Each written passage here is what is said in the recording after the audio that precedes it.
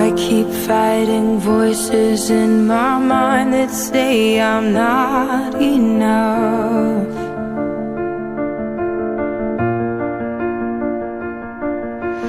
Every single lie that tells me I will never measure up.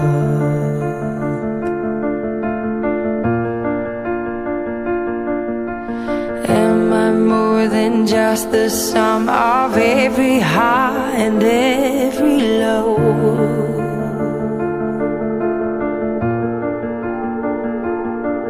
Remind me once again just who I am, because I need to know.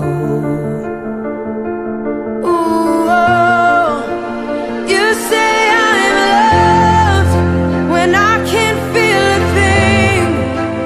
You say I'm strong when I think I'm weak. And you say I'm held when I am falling short.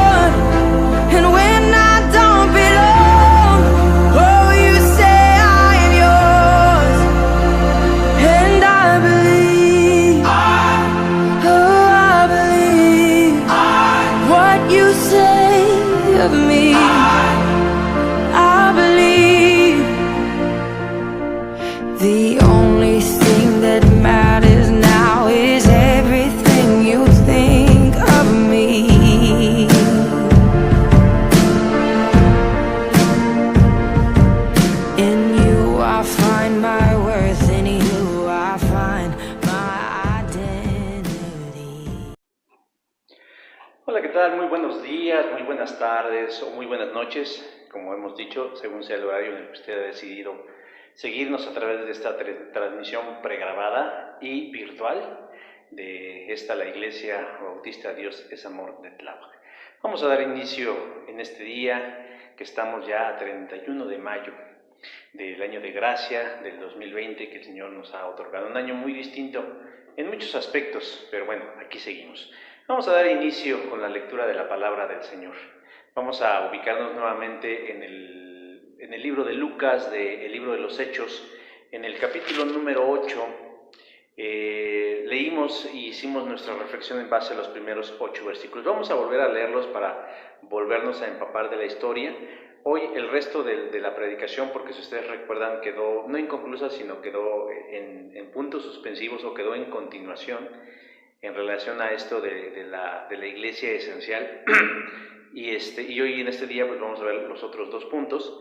Algunos de ellos van a tratar de ese mismo capítulo 8, pero de otros versículos que no vamos a hacer ahorita en la lectura, pero que son parte de la idea de la expansión de la iglesia, de cómo la iglesia se expandió, de cómo la iglesia en su dispersión, a través de la muerte, de una tragedia que fue la muerte de Esteban, pues se difundió el evangelio y Dios utilizó eso pues para que llegara más allá de sus propias fronteras.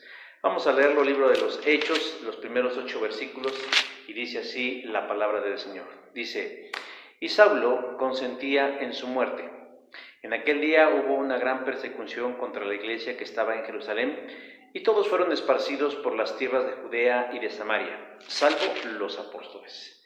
Y hombres piadosos llevaron a enterrar a Esteban e hicieron gran llanto sobre él. Y Saulo asolaba la iglesia, y entrando casa por casa, arrastraba a los hombres y a mujeres y los entregaba en la cárcel. Pero los que fueron esparcidos iban por todas las partes anunciando el evangelio. Entonces Felipe, descendiendo a la ciudad de Samaria, les predicaba a Cristo. Y la gente unánime escuchaba atentamente las cosas que decía Felipe, oyendo y viendo las señales que hacía. Porque de muchos que tenían espíritus inmundos salían estos dando grandes voces, y muchos paralíticos y cojos eran sanados. Así que había gran gozo en aquella ciudad. Vamos a orar. Padre Santo, en esta hora te agradecemos este momento que nos das de poder acercarnos a ti y a tu palabra, para que, Señor, nosotros podamos en esta hora obtener de ti dirección, sabiduría, confianza, certeza, instrucción clara, Señor, acerca de los pasos hacia donde hemos de encaminar nuestras vidas. Sabemos que todos y cada uno en lo particular tenemos a veces proyectos de vida o proyectos personales, que pueden ser académicos o laborales o familiares o de cualquier índole. Pero sin duda, Señor, para los que estamos aquí en Cristo tenemos un propósito fundamental, que es el de tener comunión contigo y de servirte en los planes que tú has establecido desde antes que nosotros naciéramos. Señor, sigue bendiciendo a tu iglesia, a tus iglesias locales, síguelas llenando de tu Espíritu. Abre sus ojos, sus oídos, su entendimiento y ayúdanos a hacer los ajustes necesarios, no solo para salvaguardarnos en medio de esta cuarentena, o sesentena, o setentena, o ochentena, sino sobre todo, Señor, para estar siempre dispuestos a ser útiles en los asuntos eternos. Gracias, Señor, por la vida de mis hermanos y mis hermanas, quienes detrás de esta pantalla prestan atención a la exposición de tu palabra. Permite, Señor, que aquellos que no lo pueden hacer lo hagan y que pronto, Señor, terminen ya todas estas restricciones que han atentado en contra de nuestras libertades y que no nos han dado certeza clara acerca de cuál será la forma en la que hemos de continuar con nuestras vidas en esta realidad. Ayúdanos, Señor, confiamos en ti sobre cualquier cosa, sobre cualquier pronóstico, sobre cualquier cosa que nos pueda decir el hombre, y creemos firmemente, Señor, en que tú tienes algo bueno para tu iglesia y para la gente que no te conoce, Padre. Gracias por este momento, en el nombre de Jesús. Amén. Bueno, hermanos, vamos a pasar un tiempo de alabanza. Vamos a tener estos cantos espirituales, estas entonaciones de cánticos, para que también recreemos nuestro espíritu y nos unamos en una celebración de música, para que podamos también honrar el nombre de nuestro Dios.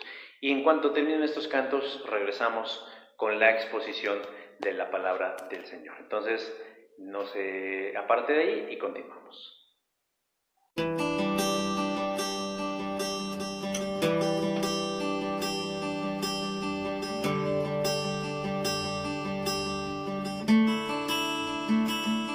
Los perdidos salvos son al sonar de tu nombre. Los condenados libres son al sonar de tu nombre. Todo temor no tiene lugar al sonar de tu nombre. El enemigo tiene que huir al sonar de tu nombre. Jesús, digno es el Cordero inmolado, Hijo de Dios, exaltado es tú. El mundo adora tu gran nombre.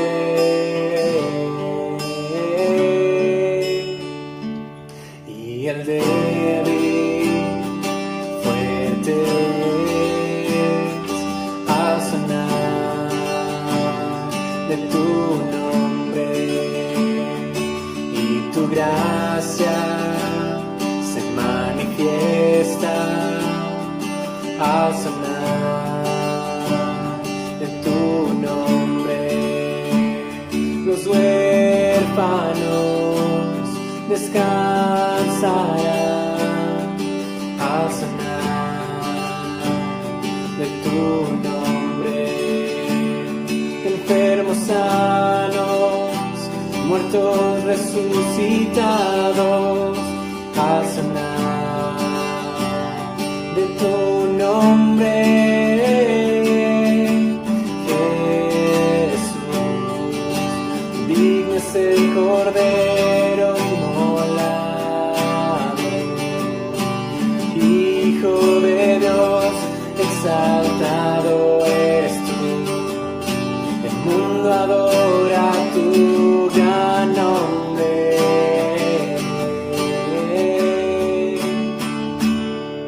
Y tuyo es el reino, tuyo es el poder, tuya es es la gloria por siempre, amén. Y tuyo es el reino, tuyo es el poder, tuya es la gloria por siempre, amén. Y tuyo es el reino, tuyo es el poder, tuya es la gloria por siempre, amén.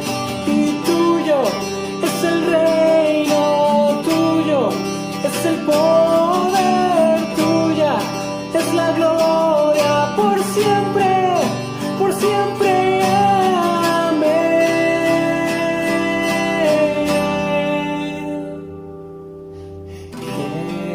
Jesús, digno es el Cordero inmolado, Hijo de Dios, exaltado eres tú.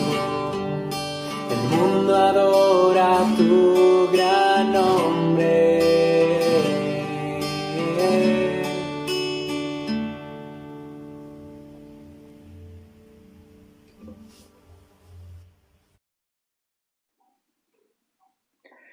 Bueno, ya regresamos.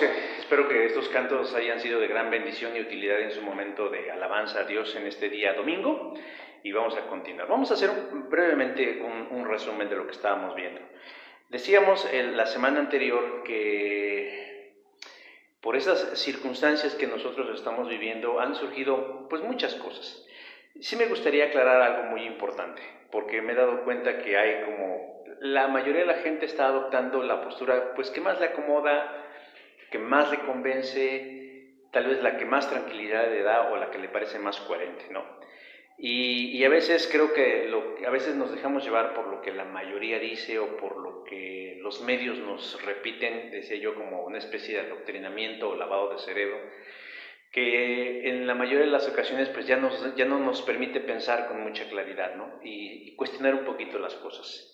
Y digo esto porque de pronto, aún dentro del argot o del ambiente cristiano, hay quienes dicen, es que quienes piensan en la teoría de la conspiración, de la instauración de un gobierno mundial y todo esto es ocioso, es contrario y no es esperanzador. Bueno, para empezar, yo no estoy hablando de eso, o sea, yo nunca he hablado de una corriente conspiradora, nunca he dicho que esto haya sido creado en un laboratorio. No lo descarto, pero tampoco es mi línea. Yo lo que estoy hablando en el término que a mí me corresponde tiene que ver con cómo es que las medidas implementadas en nuestra sociedad para aparentemente contener, contrarrestar, ayudar, paliar y todos los sinónimos que a ustedes se le puedan ocurrir en contra de esta pandemia de coronavirus, y que de ahí podríamos hablar de muchas otras cosas, de que si es letal, de que si no lo es, etcétera, pero eso es otro tema. Yo lo que estoy hablando es que estas medidas han sido exageradas, mal implementadas, perjudiciales en muchos sentidos. Y uno de los factores que ha perjudicado mucho esto ha sido a la vida de la iglesia, a la dinámica, a la función, a la naturaleza de la iglesia local de Cristo. Porque, bueno, pues hay quienes se han contentado en su casa viéndolo a través de un teléfono, de una pantalla, de una computadora, de una tableta. Pero déjeme decir que esa no es la esencia de la iglesia. O sea, la esencia de la iglesia no es escuchar sermones, la esencia de la iglesia no es cantar a través de estas maneras. Ahorita esto es como una muletilla, es como un salvavidas, como algo que nos impide el poder hundirnos. Pero no podemos imaginarnos que la vida cristiana de la iglesia pueda ser así. Y lo digo porque también estaba leyendo un artículo que me llamó la atención, en donde dice que conforme han ido avanzando las semanas o los días, se ha ido reduciendo la audiencia en los cultos virtuales. O sea, de entrada es novedoso, nos sentíamos que éramos ya parte de la tecnología del siglo XXI, en donde los pastores estábamos siendo grabados, y el que menos, por Facebook Live, por YouTube, por stream, por cualquier plataforma, por Zoom, por Meet, o sea, todo esto nos puede resultar hasta novedoso. Nos sentíamos como los supersónicos, ¿no? Esa caricatura de antaño del siglo pasado, en donde la gente hablaba a través de pantallitas. Pero lo cierto es que esto se va convirtiendo en una costumbre que a la gente le va cansando, porque los seres humanos Independientemente de nuestra afiliación espiritual, somos seres sociales y nos gusta interactuar. Y no solo hablar, sino ver a la gente a los ojos, que la gente nos mire y a veces tocarnos, es decir, saludarnos, abrazarnos, interactuar de una forma más cercana. Sabemos que esto nos lo ha impedido un poco, pero bueno, a lo que voy es de que lo cierto es que estas medidas nos han llevado no solo a un aislamiento social, sino inclusive a un aislamiento espiritual. Yo como pastor no puedo pues estar tanto al pendiente de su vida espiritual, ¿no? De alguna forma el verlos los domingos era algo pues que a mí me ayudaba en mi labor ministerial, porque pues en esa interacción breve que tenemos me voy dando cuenta cómo está la condición de ustedes, cómo puedo ayudarles, por qué puedo orar por ustedes. Pero así no, puedo decir con tristeza que inclusive yo creo que entre el 60 o el 70% de los asistentes a esta iglesia pues no tenemos noticias. Yo quiero creer en fe que están viendo los cultos, quiero creer en fe que están recibiendo los materiales y que de alguna manera están interactuando. Pero a lo que voy es de que la iglesia en sí está siendo golpeada. Aunado a esto, el Estado, es decir, el gobierno, en sus diferentes estratos, ha considerado y metido en el mismo paquete a las iglesias, considerando a las no esenciales. De tal manera que un bar, un antro, o un restaurante, o un cine, o ¿qué más se les ocurre? O un concierto, pues están en la misma línea que una iglesia. Y eso, en cierta forma, es ofensivo, porque nosotros no podemos estar en este mismo rubro. Lo curioso es que dentro de los esenciales no solo están los hospitales y las farmacias, curiosamente están las grandes cadenas de los supermercados y están los bancos, ¿no? Pero bueno, ahí es otra cosa. Entonces, mis hermanos, realmente decíamos la semana anterior que estamos en una crisis grande, mayor, no dándole el crédito al coronavirus, sino más bien al ser humano que la está manejando de una forma, creo yo, no de la forma más sabia, y que nosotros estamos adoptando una posición omisa, complaciente e indolente. Es decir, pues yo me voy a quedar aquí hasta que el gobierno me diga cuándo salir, yo voy a seguir haciendo mi vida y que por afuera ruede el mundo. Y creo que esa no es la actitud que nosotros debemos adoptar. Y revisábamos aquí en el libro de los Hechos que se nos da una clara enseñanza de que pues no es la primera vez que sucede algo así. No es la primera vez que pasa algo de esta naturaleza, y que lo interesante de todo esto es que en esas otras veces el pueblo de Dios ha reaccionado de una manera distinta. No solo ha salvaguardado su vida, sino que al mismo tiempo ha puesto sus vidas en acción para el extendimiento del reino. Y veíamos específicamente este caso en donde hablábamos del diácono Esteban, que en la defensa de su fe, pues él pierde la vida. Y a raíz de la muerte de Esteban se desata una cruenta persecución en contra de la iglesia, lo cual los obliga a muchos de ellos, a la gran mayoría de ellos, a tener que salir de Jerusalén y asentarse a lo mejor en las regiones más cercanas de Jerusalén, como Samaria, y iniciar en esos lugares una labor importante. Y veíamos la semana anterior el punto número 1, porque decíamos, bueno, ¿cuál fue la actitud que adoptaron ellos? Y decíamos, en primer lugar, que se hicieron un poquito más dependientes de Dios y menos independientes del liderazgo. No porque sea malo depender del liderazgo, sino más bien porque muchas veces hacemos concha y dejamos y descansamos en que sean los pastores, los maestros, los misioneros, los seminaristas, esta gente que se dedica al 100% a la labor ministerial, quienes hagan la obra.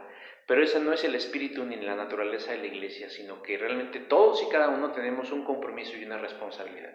Y Esteban nos enseña que la principal responsabilidad no es únicamente cumplir con la labor de acomodar y quitar sillas, o de dar o de quitar despensas, sino que va muchísimo más allá. Yo quiero que hoy continuemos con los otros dos puntos que quedaron y que nos responden la pregunta que planteamos la semana anterior. ¿Qué debe hacer un cristiano en situaciones como las que estamos viviendo?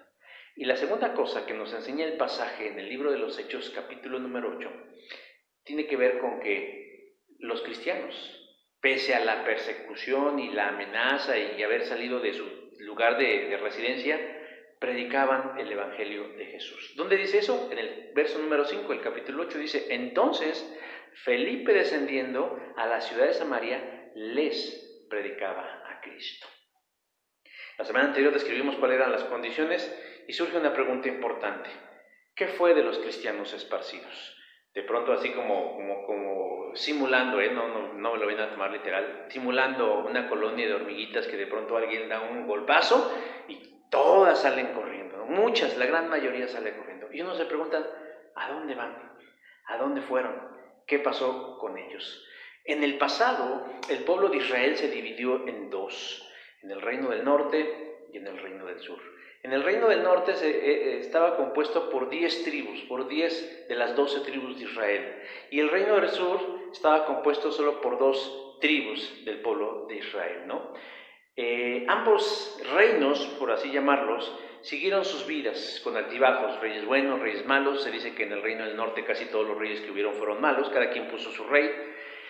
Pero con el tiempo y a causa de su desobediencia, el reino del norte pues no tuvo un buen final precisamente por sus reyes malos que los guiaron a lugares malos y actitudes malas, alejarse de Dios, ¿no?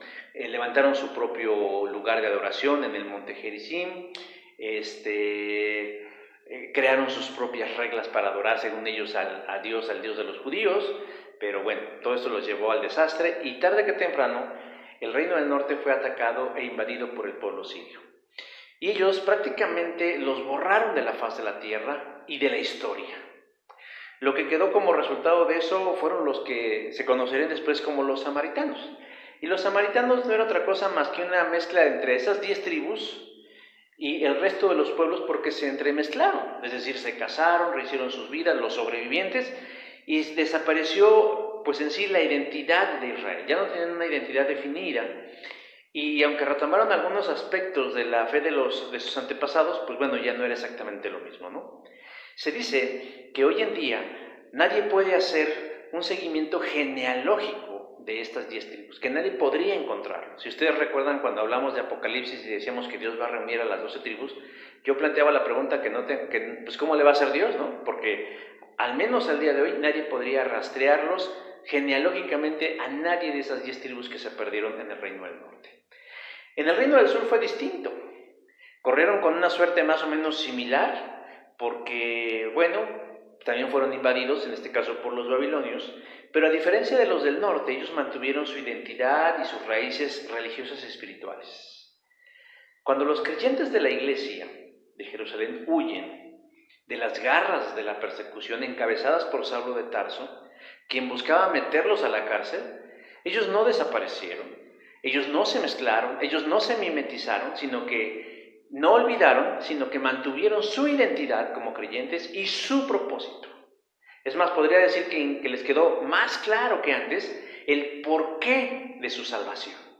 Esto lo vemos cuando dice en el verso número 4, dice, los que fueron esparcidos iban por todas partes anunciando el evangelio. Sí, o sea, buscaron dónde vivir, buscaron de qué iban a sobrevivir, pero me llama la atención de que iban anunciando el evangelio. Hay por ahí quien dice que hay 2 formas de aprender, y se habla por ahí de algo que se llama aprendizaje significativo, es decir, ese que nos cambia y nos transforma. Y dicen que hay por lo menos 2 tipos. El primero de ellos es aprender a través de otros, de una forma suave y menos dolorosa, es decir, las experiencias de los demás a mí me dicen algo y yo las puedo adoptar si me caen y hacen clic en mi cabeza. La segunda forma de aprender es la más dura y la más dolorosa porque es la que se da a través de la experiencia y es probablemente la más efectiva. La iglesia de Jerusalén, como ya lo dije, estaba muy acomodada, viendo y viviendo las bendiciones de Dios, pero el plan de Dios nunca había sido que ellos se acomodaran en sus reales ahí y vieran pasar la vida, sino que el plan de Dios nunca había sido una tarea local, ni circunscrita a un solo lugar, ni tampoco a un grupo de personas. Es decir, la bendición de Dios no únicamente iba a suceder en Jerusalén y no únicamente comprendía a los judíos, sino que realmente Dios tenía otro plan. Decíamos la semana anterior que al principio los primeros cristianos, en la inmensa mayoría eran judíos convertidos a Cristo. Por eso decíamos que ellos se creían que era una rama del judaísmo, una especie de renovación espiritual. Y por eso asistían todavía al templo con la finalidad de adorar al Dios de los hebreos, que era el mismo, pero de alguna forma, de una manera distinta. Pero poco a poco, conforme se les fue revelando cada vez más el plan de Dios, ellos fueron dándose cuenta de la naturaleza de su fe. Esteban entendió eso. Esteban entendió desde antes de que sucediera su propia muerte que Dios no quería que ellos fueran una fe, una nación o un pueblo conformista, es decir, que se quedaran en una sola posición, sino que Dios tenía una visión muchísimo más amplia de alcanzar no solo a los judíos. Comenzó con los judíos, pero no se quería quedar con ellos, quería ir más allá de ellos. Si ustedes tienen la oportunidad de leer el capítulo 7 en la defensa de Esteban, es decir, cuando está en su juicio con el Sanedrín, con estos judíos ortodoxos, él en medio de las Escrituras y a través de las Escrituras les muestra cómo es que Dios no quiere que el mensaje de salvación se quede estancado en unos cuantos, sino que debe salir y debe llegar más allá de los judíos. Por ejemplo, les mostró que Dios no solo se había manifestado en Judea, ¿no? Por ejemplo, cuando Dios le habló a Abraham vivía en Mesopotamia, el libro de los Hechos, capítulo 7, versos del 2 al 9. O por ejemplo, que José tampoco recibió el llamado de Dios estando en Judea, sino que estaba en Egipto, el mismo capítulo 7, pero versos del 12 al 16. Y que Dios protegió a Moisés cuando éste vivía en Egipto, libro de los Hechos, capítulo 7, del 17 al 29. Y que cuando le comisiona la labor de ir a liberar al pueblo de Israel, este se encontraba en el desierto del Sinaí, Hechos 7, del 30 al 35. Entonces, como podemos darnos cuenta, las bendiciones no únicamente tenían que caer en Jerusalén, sino que Dios puede hacer caer bendición pues donde a Él le plazca. Y nos lo mostró Esteban a través de su defensa. La adoración a Dios no estaba circunscrita o limitada al templo de Jerusalén, sino nos dice que el tabernáculo, que era una especie de tienda movible, era una tienda de campaña de grandes dimensiones, muy bien estructurada, era movible. Y esto representaba la presencia de Dios en medio de ellos y los acompañaba en su peregrinaje desde el Sinaí hasta lo que llegó a ser las puertas de la Palestina. Pero el sedentarismo espiritual nace cuando llegan a Jerusalén, cuando construyen el primer templo, y entonces ellos pierden la visión, y los judíos pensaron que Dios era una exclusividad de ellos. Lo mismo estaba sucediendo con los cristianos del primer siglo.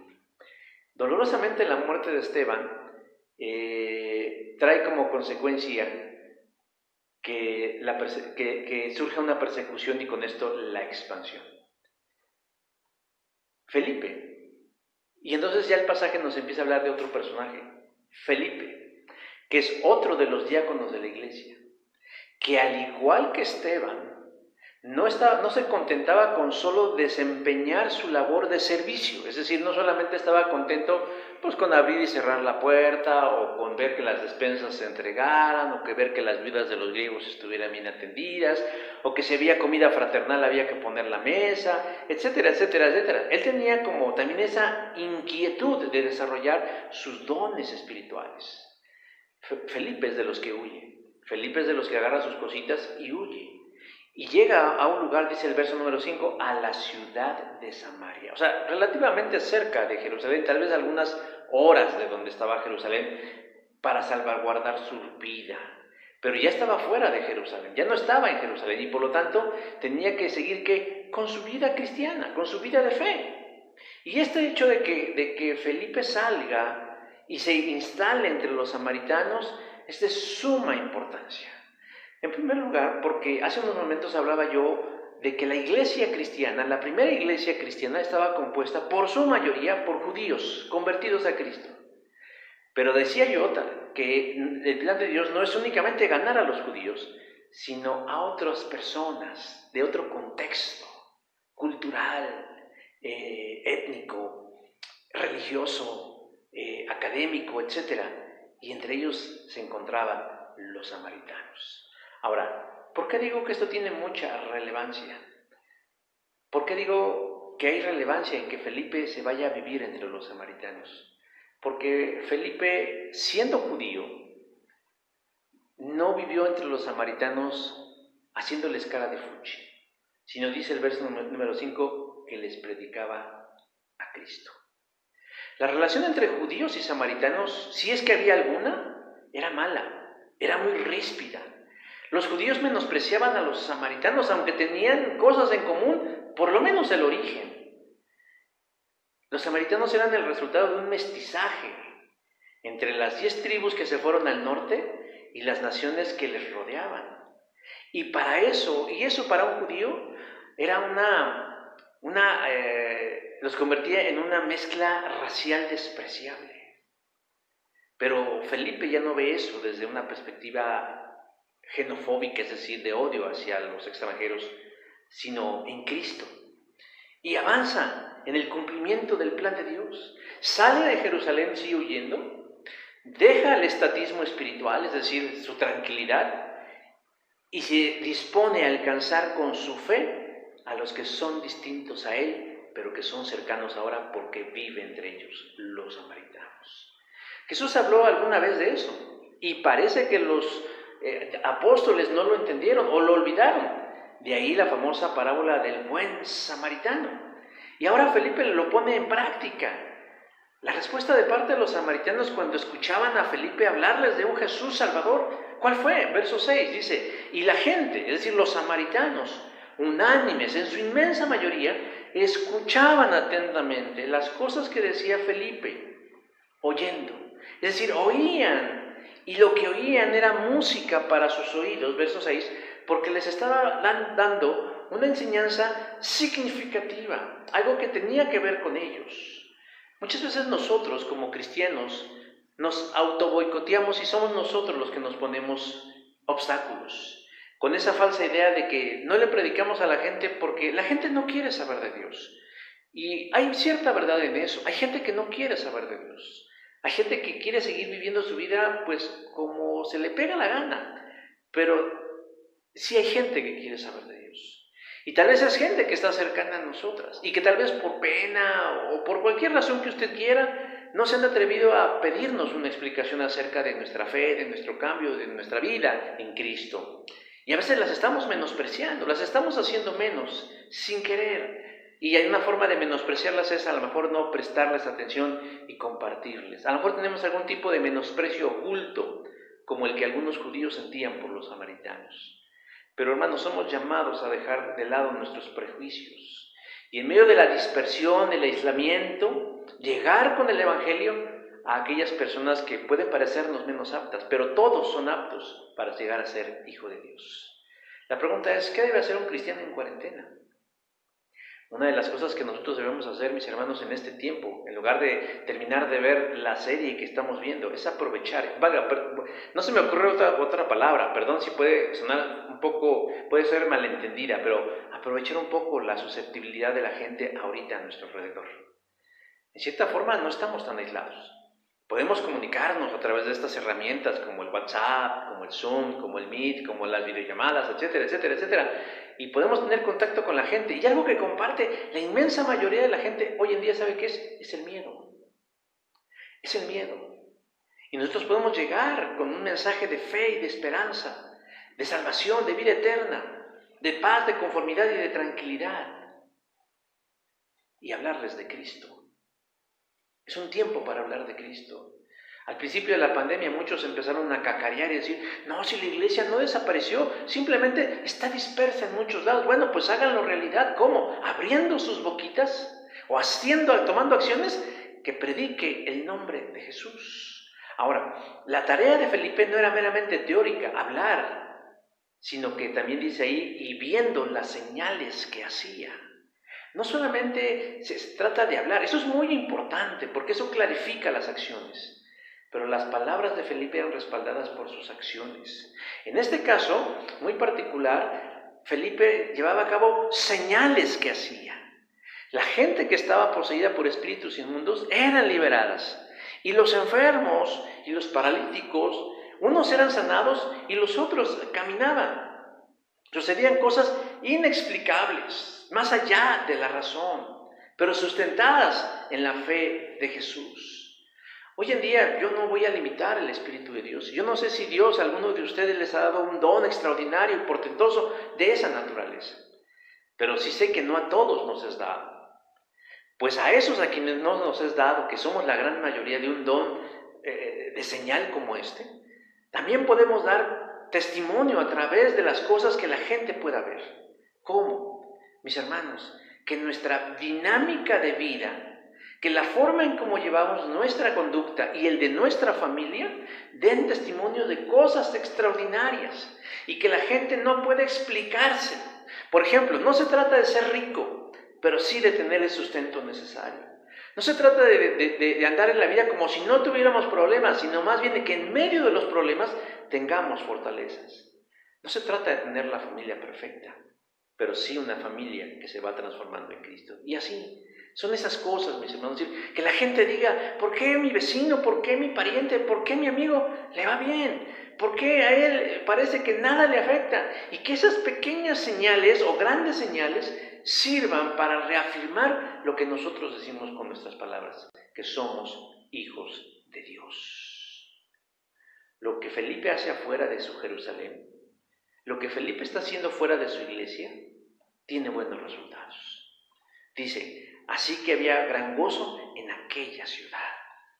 O sea, había una enorme persecución en Jerusalén, a unos kilómetros de donde estaba. Pero él no perdía tiempo, o no invertía tiempo, para que no suene insensible esto, sino que él predicaba a Jesucristo. ¿Y cuál era ¿cómo se puede decir? Lo contrastante de las cosas. Ahí había una gran alegría y gran gozo en la ciudad. ¿Qué hubiera pasado, mis hermanos, mis hermanas, si Felipe y otros como él, que salieron huyendo de Jerusalén por salvar sus vidas, solo se hubieran escondido y se hubieran cambiado el nombre y no hubieran predicado de Cristo y se hubieran quedado esperando a que todo volviera a la normalidad? La salvación de muchos no hubiera sido posible. Hermanos, este es un tiempo propicio, extraordinario, para hablar de Cristo.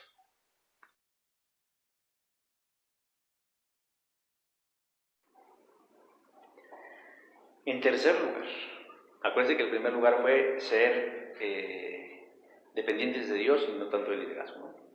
El segundo fue predicar el Evangelio. Y el tercer punto, mis hermanos, es qué reacción o qué debe hacer un cristiano en una situación como esta, como en la cuarentena. Es no limitarse. Verso 26. Levántate y ve hacia el sur por el camino que desciende de Jerusalén a Gaza. Nuestra lectura solamente comprendió los primeros 8 versículos del capítulo, pero en realidad el relato de la expansión de la iglesia a raíz de la persecución, a raíz de la crisis, no termina en el capítulo 8, sino sigue más adelante y sigue teniendo como principal personaje a Felipe. Pero Felipe representa a muchos, gracias a Dios a muchos, y deberíamos aprender mucho de él. En el principio la iglesia creía que las buenas noticias eran únicamente para ellos, porque Jesús en Mateo 10:6 dijo, primeramente vayan a los hijos de Israel. Y se lo tomaron literal, o sea, ellos dijeron, sí, con los judíos nada más. Y ellos que fueron avanzando en su idea con esa convicción. Y por eso resultaba casi imposible pensar en que los apóstoles se molestaran o se contaminaran yendo con los samaritanos. Porque cristianos, pero seguían teniendo sus prejuicios. Recuerden cuando Jesús va a ver a Cornelio, Pedro es visitado por Cornelio, él le dice, no me toques porque me puedes contaminar, ¿no? Bueno, vemos. No obstante, Felipe no pertenecía a ese grupo selecto, o sea, él no recibió ese llamamiento como lo recibieron los 12. Felipe actuó en obediencia al propósito de Dios. Primero, no vivió escondido, ni tampoco anónimo, sino que vio en esos extranjeros, en esos samaritanos, la oportunidad de extender el reino de Dios. En ese tiempo, afortunadamente, no había redes sociales. ¿Sabía usted que los 2 grandes males de este año es el coronavirus y las redes sociales? De veras, las redes sociales, así como pueden ser una bendición, hoy se han convertido en una terrible maldición. Pero eso es un tema que platicaremos en un café algún día de estos. No había redes sociales y los medios de comunicación tardaban mucho en comunicar. Pero con todo las noticias llegaban, se movían, avanzaban. Y a Jerusalén, en el seno de la iglesia del cristianismo, llegaron las noticias de que se había iniciado una obra sorprendente entre los samaritanos, que estos habían recibido la palabra de Dios, verso número 14. Y eso debió haberlos sorprendido, porque decía, si ellos piensan que la salvación únicamente era para ellos, pues les debe haber sorprendido que Dios en su generosidad incluyera a los samaritanos. Y causó 3 cosas entre los apóstoles. Les causó sorpresa, les causó asombro y les causó alegría. Les causó sorpresa de ver que la salvación no era algo exclusivo para ellos, sino para más personas. Les causó asombro enterarse de que los que habían huido no estaban escondidos como ratones en sus madrigueras, sino que estaban predicando la palabra, pese al riesgo que eso implicaba por ser cristiano. Y por último, sintieron alegría al conocer que Felipe el diácono no se había limitado en un ministerio de servicio. Él no es como de, bueno, es que como aquí ya no hay iglesia, yo ya no hago nada. No, sino que él continuó, extendió sus límites y su disposición a servir en la expansión del reino de Dios a través de la iglesia. Pedro y Juan son los comisionados de ir a Samaria y confirmar las noticias y las conversiones que allí ocurrieron, verso número 15. Y aquí hay cosas también importantes que debemos considerar. La primera, que aunque Felipe actuó sin la supervisión de sus líderes, es decir, pues fue algo que tuvo una iniciativa, sí se sujetó a ellos. ¿Cuánto trabajo nos cuesta la sujeción al liderazgo? Porque les informó de lo que estaba haciendo y les pidió que fueran a apoyarle en este trabajo evangelístico tan importante entre los samaritanos. El hecho de que Pedro y Juan fueran a imponerle las manos para que recibieran el don del Espíritu Santo y completaran el proceso de su salvación, habla de la interacción tan sana que había entre Felipe como diácono, siervo, miembro, integrante de su iglesia, y el liderazgo de la iglesia. Versos del 15 al 17. Pero en segundo lugar, sucede un milagro importante. Y no me refiero a esto de los espíritus inmundos que salían dando grandes voces y los cojos que caminaban y los enfermos sanados. No solo me refiero a esos, sino a lo imposible que podía ocurrir. Que judíos y samaritanos coincidieran entre sí. Pero además, que fueran más allá. Que los judíos tocaran con sus manos a los samaritanos. Dice en el verso 17. Entonces les imponían las manos. ¿Se van dando cuenta cómo ellos ya van rompiendo sus propios límites, sus propios prejuicios, sus propios temores?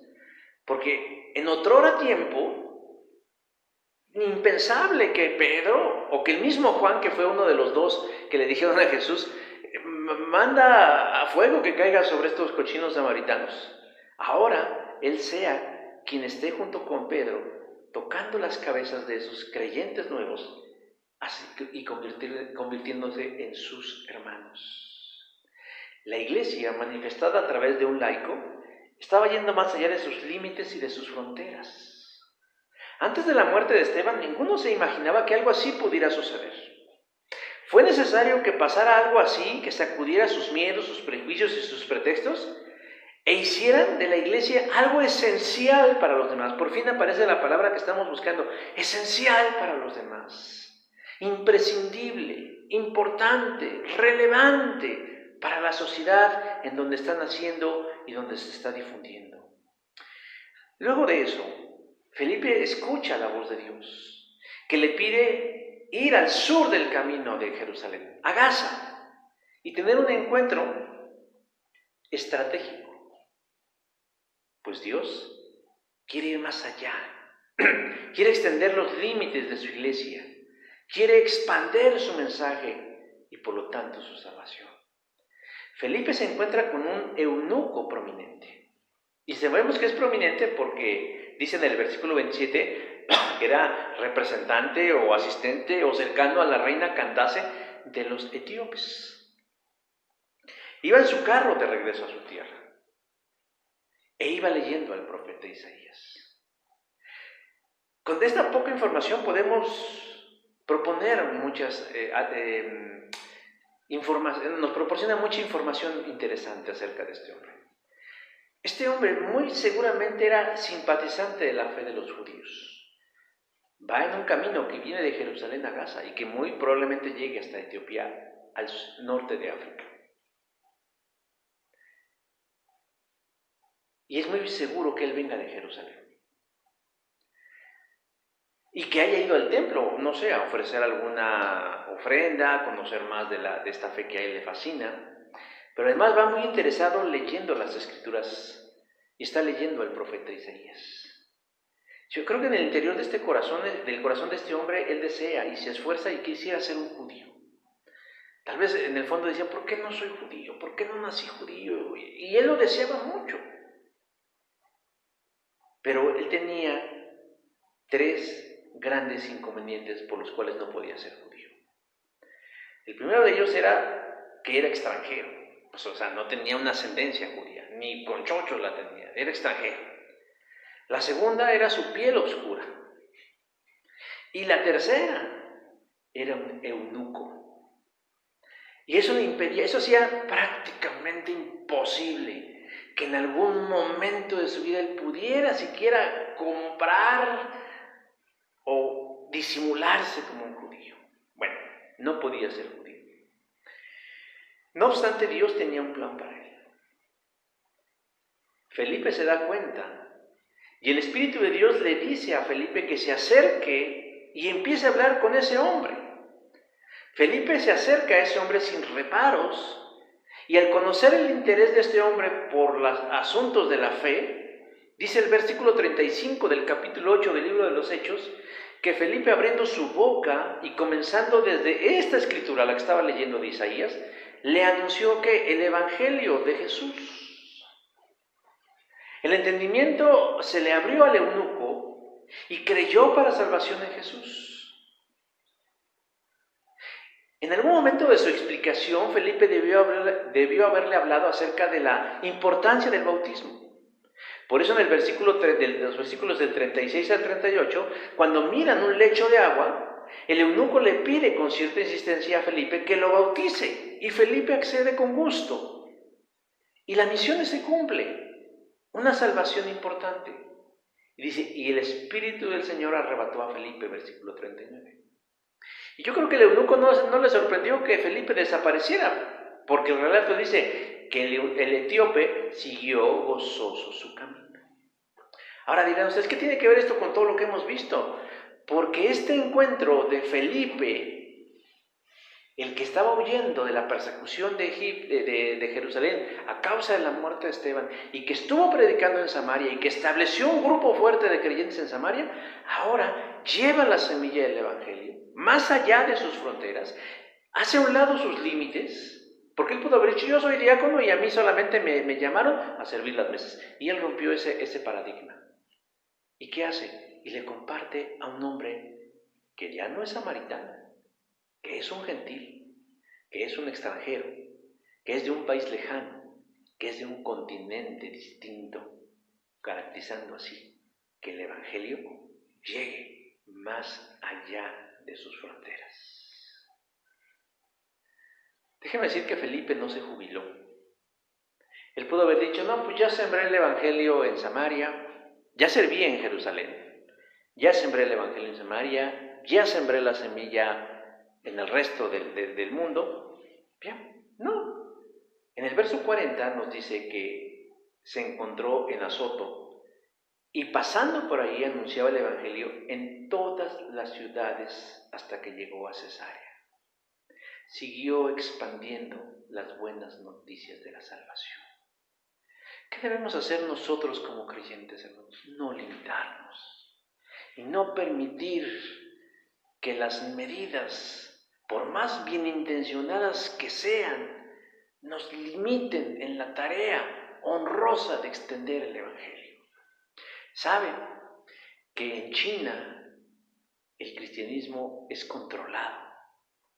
¿Sabe usted que en el Medio Oriente, en muchos países, la fe cristiana está prohibida, bajo pena de muerte?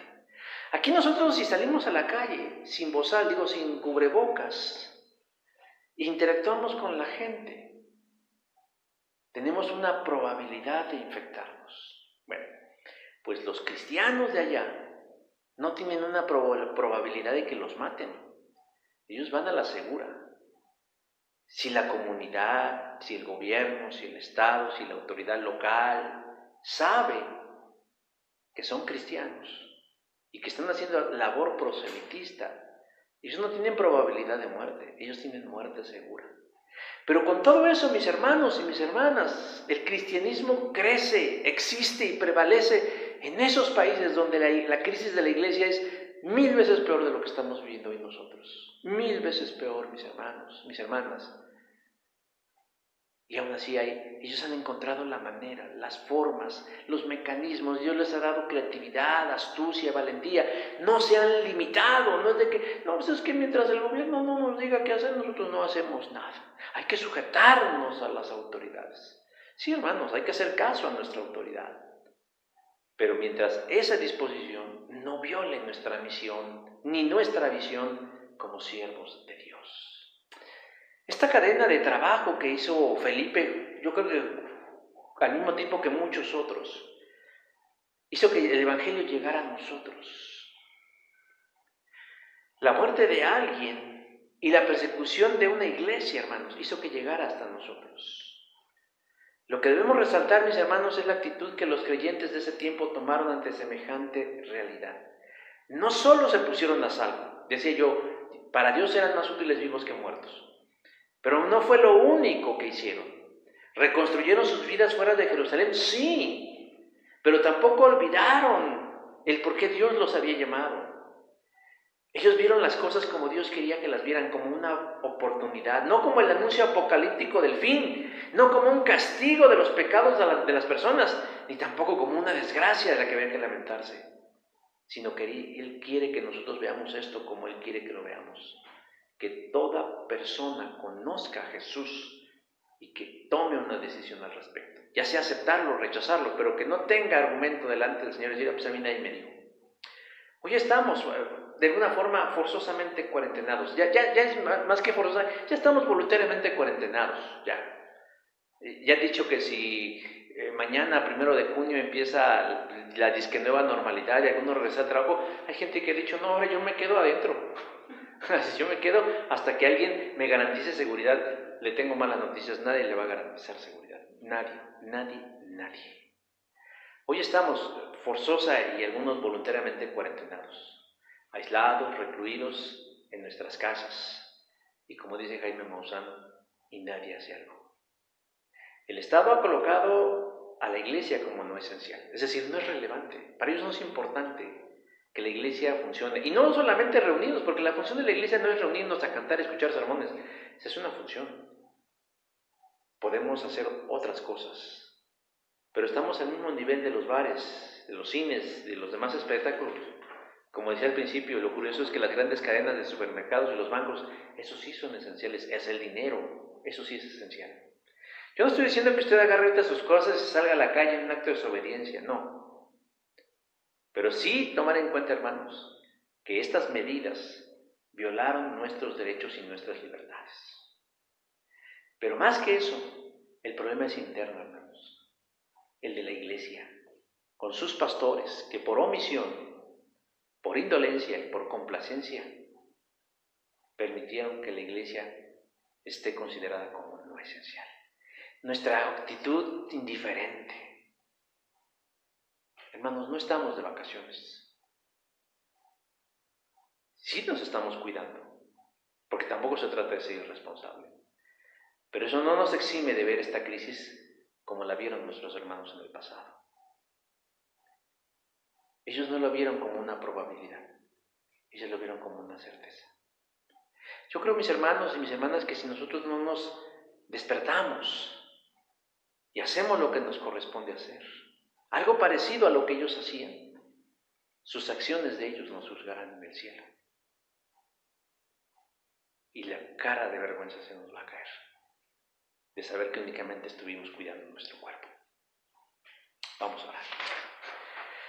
Padre, yo sé que en medio de mi torpeza y de mis limitaciones a veces es difícil transmitir un mensaje tan claro como el que tú quieres que llegue, pero para eso está tu Espíritu, Señor. Yo descanso en esa verdad.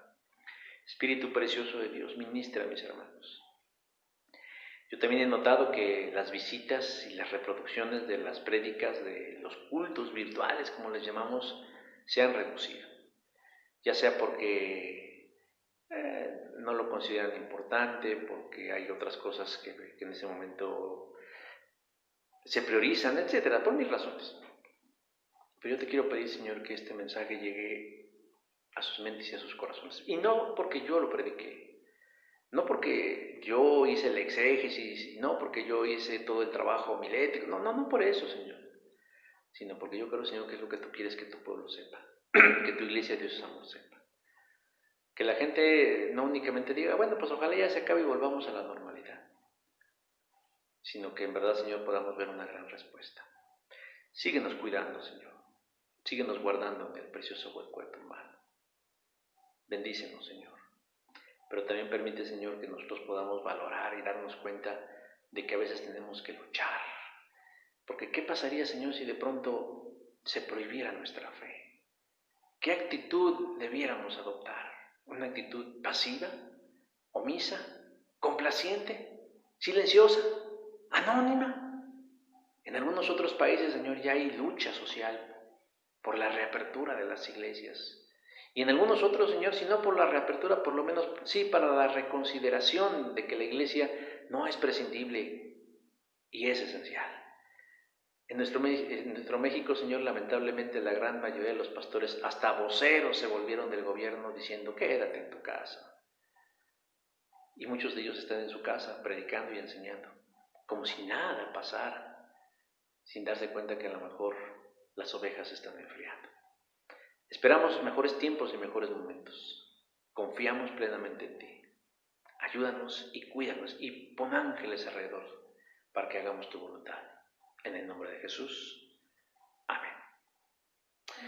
Vamos a despedirnos, mis hermanos, con un canto espiritual. Nada más nuestros anuncios. Pues nada más, hermanos, pues seguimos en lo mismo. Que podamos hacer llegar el apoyo y la ayuda a través de algún bien, de algún alimento no perecedero para la formación de una despensa. Mis hermanos, esta semana no vino nadie. Entonces, no descanse usted de que, a lo mejor viene el hermano fulano. No, usted tiene una responsabilidad, no conmigo, hermano. O sea, la despensa no es para mí, la despensa es para gente. Me he sorprendido que de veras ha habido gente que no tiene que comer. Entonces, la cosa se está poniendo difícil.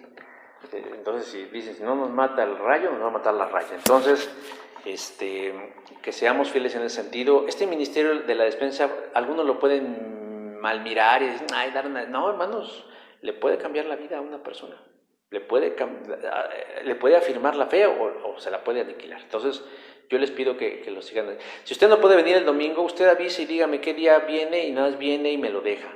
Siempre y cuando usted no sea COVID-19 positivo, pues tampoco le esté jugando al valiente. Entonces, venga, deje su despensa y se puede retirar con toda rapidez y sin ningún problema. Igual sus diezmos y sus ofrendas, hermanos, háganoslo llegar.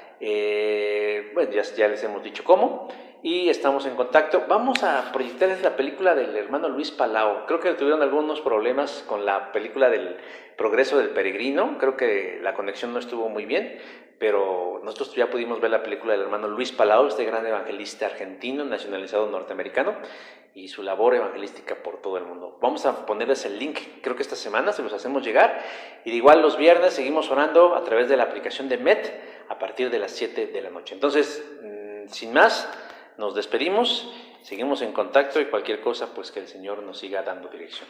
Los dejamos con este canto y que el Señor les bendiga.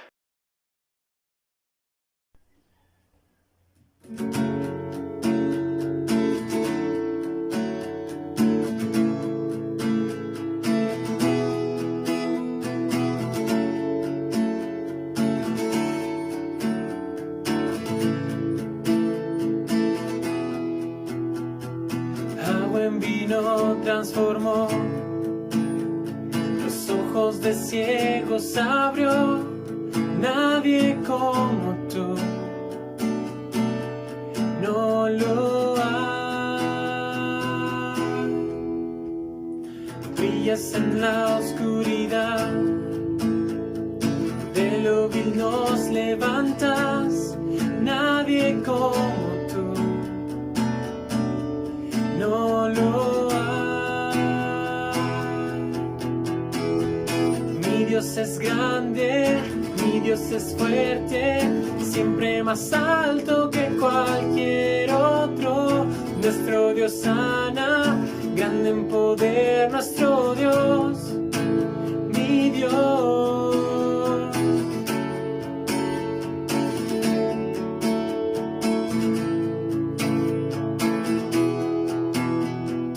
Agua en vino transformó, los ojos de ciegos abrió, nadie como tú,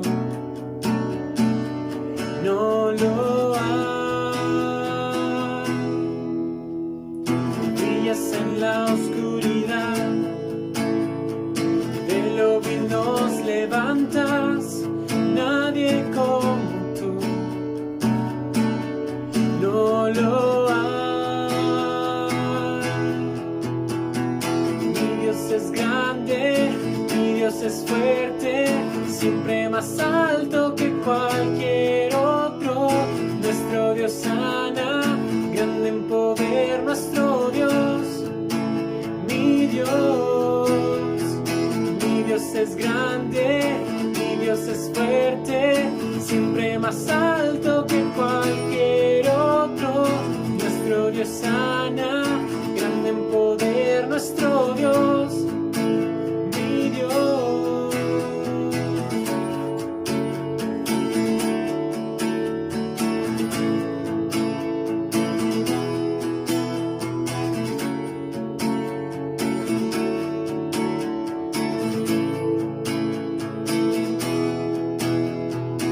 Si Dios es por nosotros, ¿quién contra nosotros? Si Dios es por nosotros, ¿quién nos podrá parar? Si Dios es por nosotros, ¿quién contra nosotros?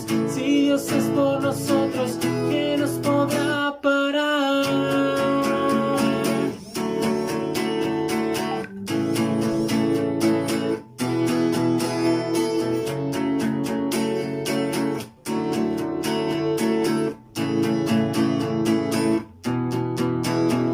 Mi Dios es grande, mi Dios es fuerte, siempre más alto que cualquier otro. Nuestro Dios sana, grande en poder, nuestro Dios, mi Dios. Mi Dios es grande, mi Dios es fuerte, siempre más alto